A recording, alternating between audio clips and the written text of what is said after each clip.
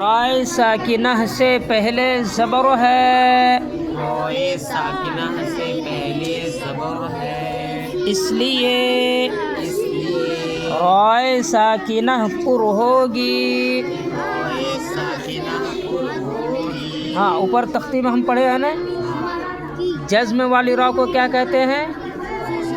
رائے ساکنہ کہتے ہیں۔ اب وہاں پہ را کے اوپر جزم آ گیا تو وہ را کیا ہو گئی؟ ساکن۔ اب قاعدہ بولیں گے، کیا بولیں گے؟ رائے ساکنہ سے پہلے زبر ہے، اس لیے رائے ساکنہ پر ہوگی، اس لیے رائے ساکنہ پر ہوگی۔ یہاں لکھا ہوا نا، رائے ساکنہ سے پہلے زبر یا پیش ہو تو رائے ساکنہ پر ہوگی۔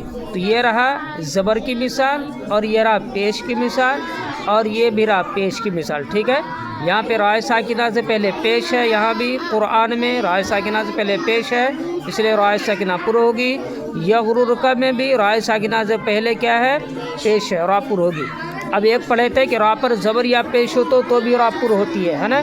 اس کی مثال یہ رہا، ربما را کے اوپر پیش ہے اس لیے را پر ہوگی، اور رؤوف را کے اوپر زبر ہے اس لیے را پر ہوگی، ٹھیک ہے۔ اب دو تھا یہاں پہ، جزم والی را کو رائے ساکنہ کہتے ہیں، اور تشدید والی را کو کون سی را کہتے ہیں؟ رائے مشددہ۔ کون سی را؟ ہاں، جزم والی را کو، جزم والی را کو رائے ساکنہ، ہاں جزم والی را کو رائے ساکنہ، اور تشدید والی را کو رائے مشددہ۔ رائے مشددہ۔ اب مستقر میں را کا قاعدہ کیا بولیں گے؟ را کا قاعدہ را کے اوپر نہیں، اب را مشددہ ہو گیا نا، را کے اوپر تشدید آ گئی تو رائے مشددہ بولیں گے۔ کیا بولیں گے؟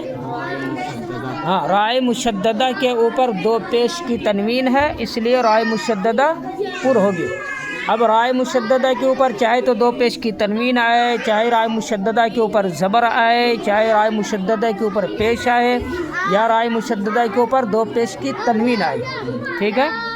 صرف زیر اور دو زیر کی تنوین نہیں آنی چاہیے، تب را باریک ہو جائے گی، ٹھیک ہے۔